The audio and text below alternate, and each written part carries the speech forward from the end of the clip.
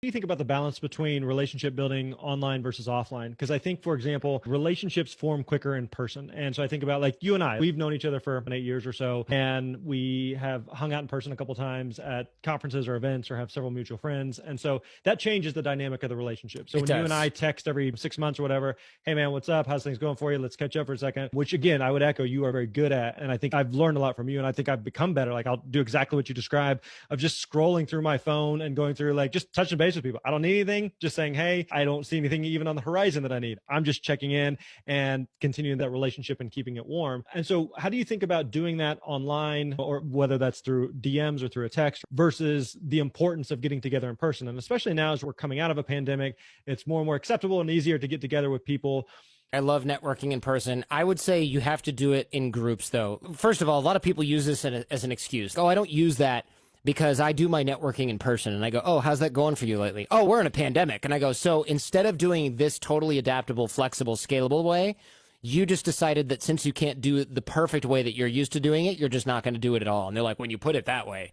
So I would say, yeah, network in person. That's great. But let's be realistic. You're probably not at a conference every single week. So instead of just deciding that you're not going to do it this way too, and then, yeah, go to 4 conferences a year or 2 or whatever you go to for your industry, but don't relegate your networking to that. Because I've noticed that people I talk to, that I'm texting, that I'm networking with virtually, when I go to those conferences, it's, oh, hey, we're old friends.